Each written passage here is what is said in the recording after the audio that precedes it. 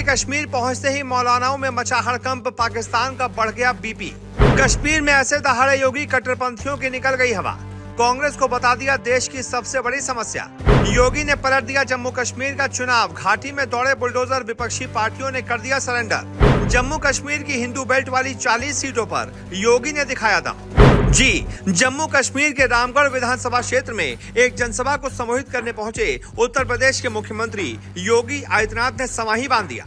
बस यूं समझ लीजिए कि यहां पर पहुंचकर योगी ने इस चुनाव को पूरी तरीके से भारतीय जनता पार्टी के पक्ष में करने में कोई कोर कसर नहीं छोड़ी है। और कोई बड़ी बात नहीं है कि योगी की रैलियों से जमीन पर असर भी पड़ जाए, क्योंकि अभी तक योगी जहां जहां चुनावों में गए हैं वहां वहां भारतीय जनता पार्टी का फायदा ही करवा कर आए हैं। अब ऐसे में जम्मू कश्मीर चुनाव के मद्देनजर रामगढ़ विधानसभा क्षेत्र में एक जनसभा करने पहुंचे योगी ने कांग्रेस पर तीखा हमला बोला। उन्होंने आरोप लगाया कि कांग्रेस पाकिस्तानी समर्थित दलों के साथ है और उसका असली चेहरा आरक्षण विरोधी है। सीएम योगी ने कहा, मैं अयोध्या धाम की धरती उत्तर प्रदेश से आपके बीच आया हूँ। अयोध्या भगवान राम की जन्मभूमि है और उनके नाम पर जम्मू में रामगढ़ बना है। लंबे समय तक कांग्रेस का शासन रहने के बावजूद उसने अयोध्या की समस्या का समाधान नहीं होने दिया।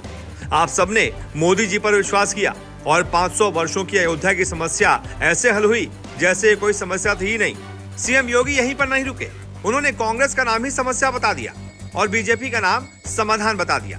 कांग्रेस पर आरोप लगाते हुए उन्होंने कहा, देश में आज भी जहां भी आतंकवाद है, नक्सलवाद है, उग्रवाद की समस्याएं हैं, इन सभी को पोषण देने का काम कांग्रेस ने ही किया है।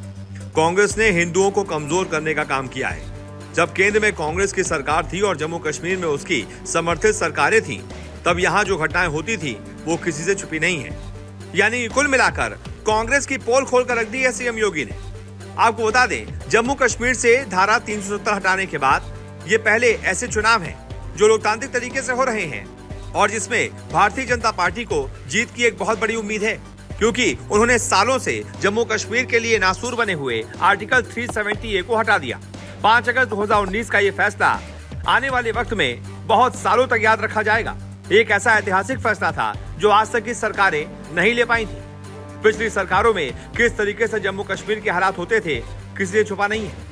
वहाँ के नौजवान कभी भी आर्मी पर पत्थर बरसाने लगते थे। भारत में रहते हुए, भारत की खाते हुए वो भारतीय आर्मी पर ही हमला कर देते थे। ऐसा लगता था जम्मू कश्मीर हिंदुस्तान का हिस्सा ही नहीं है। लेकिन भारतीय जनता पार्टी की जब से केंद्र में सरकार आई है, तब से जम्मू कश्मीर में बहुत बदलाव देखने को मिले हैं। अब वहाँ विकास की बयार बह रही है, पत्थरबाजी की घटनाएं कम हुई हैं, आतंकवादी घटनाएं भी बहुत कम हुई हैं।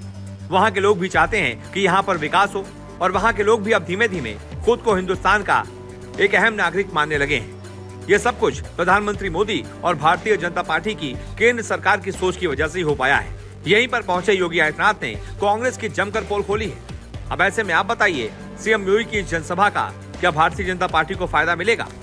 जो भी आपकी राय हो कमेंट करके जरूर बताएं।